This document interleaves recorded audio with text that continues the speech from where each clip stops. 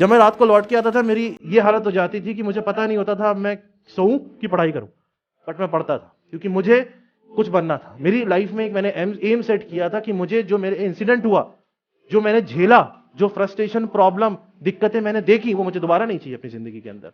दोबारा नहीं चाहिए, ना अपने साथ ना अपनी फैमिली के साथ। मुझे वो चीज देखनी ही नहीं है, उसको हटा देना, रूट आउट करना मुझे उस चीज को। तो मैंने मेहनत करी, पढ़ाई की।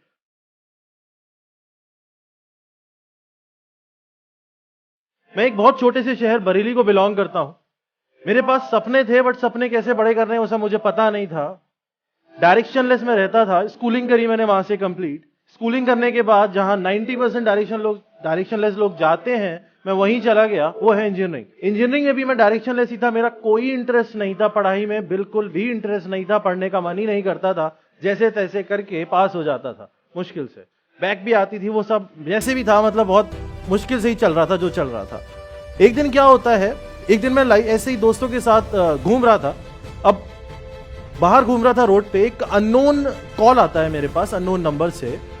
वो इंसान मुझे बोलता है कि सर मैंने आपका नंबर एक बंदे के मोबाइल से अभी लिया है, टॉप कॉल लिस्ट पे था, तो वो इंसान का एक्सीडेंट हो गया है, बहुत बुरी कंडीशन हो गई है। जिस कार का एक्सीडेंट हुआ है वो कार एकदम क्रैश हो चुकी है, सर इनका पूरा फट गया, खून निकल रहा है, आप जहां भी हो, जैसे भी हो, यहाँ आ जाओ। मैं शॉक हो गया, मुझे झटका लग गया। मुझे लगा यार ये किस चीज की, किनकी बात कर रहा है, क्या पूछ रहा है, क्या बोल रहा है। मैंने उसको पूछा कि क्या है, मतलब क्योंकि जब ऐसी चीज होती है हम एकदम समझ में नहीं आता क्या करें, क्या बोलें, कुछ नहीं पता होता, ब्लैंक हो जाता है सब कुछ। उसने मुझे डिस्क्रिप्शन दिया तो मुझे लगा he is talking about father, father के बारे में बात कर रहा है। मैं हिल गया अंदर से, बिल्कुल पूरी बॉडी का एक एक पोर्शन हिल गया। मुझे ऐसा लगा ये क्या हो गया मेरे साथ।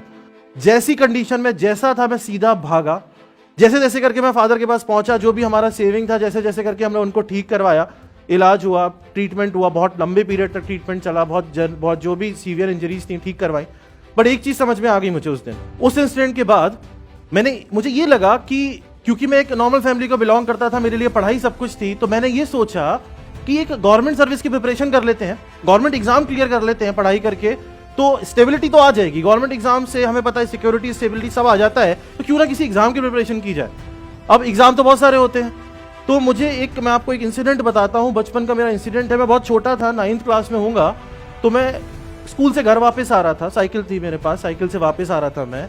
तो छोटी सिटीज में क्या होता है ना, रेलवे बैरियर्स होते हैं बीच बीच में, फाटक होते हैं बीच में, ट्रेन निकलती है वहां से, वो फाटक बंद था।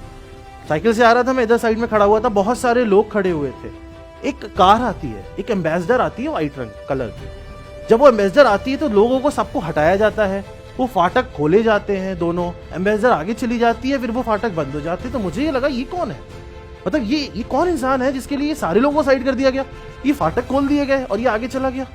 बच्चा था, मुझे पता नहीं था वो क्या चीज है, क्या है, बट फैसिनेशन उस चीज को देख के मेरे अंदर आ गया कि ये कुछ तो है। जब मैं बड़ा हुआ, जब वो इंसिडेंट हुआ एक्सीडेंट वाला, उसके बाद मुझे जब गवर्नमेंट सर्विस को लगा, तो मैंने कहा ठीक है, जब तैयारी कर ही रहे हैं, जब जान लगा ही रहे हैं, तो फिर उस चीज के लिए भी जान लगाओ ना जिस चीज के लिए आपको पहले से ही फैसिनेशन है और जो सबसे टॉप मोस्ट लेवल की पोस्ट है। तो मैंने पढ़ाई करना शुरू किया। तो मैंने कहा ठीक है, काम करते हैं, दिल्ली शिफ्ट होते हैं, पढ़ाई करते हैं अच्छे से। अब दिल्ली शिफ्ट तो मैंने डिसीजन ले लिया होने का, पर दिल्ली के अंदर रहना और सरवाइव करना इजी नहीं है, बहुत बहुत मुश्किल है। वहां आपको चाहिए पैसा, ऐसा नहीं सरवाइव कर सकते आप कि आप कुछ भी फ्री फंड में रह के वहां सरवाइव कर जाओ, ऐसा नहीं होता है। तो मैंने सोचा कि काम करता हूं, मेरे दिमाग में एक आइडिया आया कि मैं पढ़ाना शुरू करता हूं लोगों को। अगर मैं पढ़ाऊंगा लोगों को तो मुझे पढ़ाई में भी हेल्प हो जाएगी और पैसा भी अर्न हो जाएगा। पढ़ाने लग गया मैं, मुझे लगा पढ़ाऊंगा, पढ़ा के पैसा भी कमाने लग गया, पैसा भी आने लग गया और रिवीजन भी होने लग गया।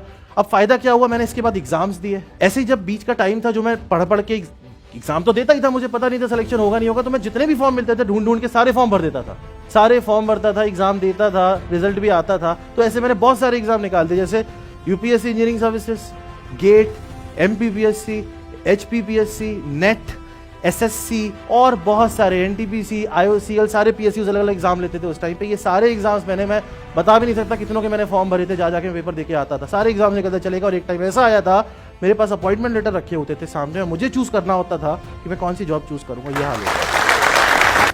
जब आप ये स्ट्रगल करोगे, जब आपने पैशन की तरफ या अपने एम की तरफ, गोल की तरफ भागोगे, तो आपको बीच में ना बहुत सारी प्रॉब्लम्स मिलेंगी, बहुत सारी दिक्कतें मिलेंगी, बहुत सारी गंदगी मिलेगी। लेकिन वो जो गंदगी है ना, उस गंदगी को जब आप साफ कर दोगे, उसके नीचे आपको मिलेगा आपका बेटर फ्यूचर, आपका फ्यूचर। ना कल हमारे हाथ में था, ना आने वाला कल हमारे हाथ में है, हमारे हाथ में है आज। इस आज को जियो, इस आज के लिए वर्क करो। सुबह उठ के प्लान करो, ये करूंगा मैं आज को जितना अच्छा बनाओगे आने वाला कल उतना अच्छा बन जाएगा। और बीते हुए कल से हमें मतलब नहीं है, वो तो चला गया, जो था जैसा था गया। आज अभी है, फ्यूचर में जो होगा वो आज पे डिपेंड करेगा। तो अगर आपको अपना फ्यूचर अच्छा बनाना है, अगर आपको अपनी आइडेंटिटी बनानी है, अगर आपको कुछ अचीव करना है, तो आज अभी इसी वक्त अपने एम के लिए वर्क करना शुरू करें।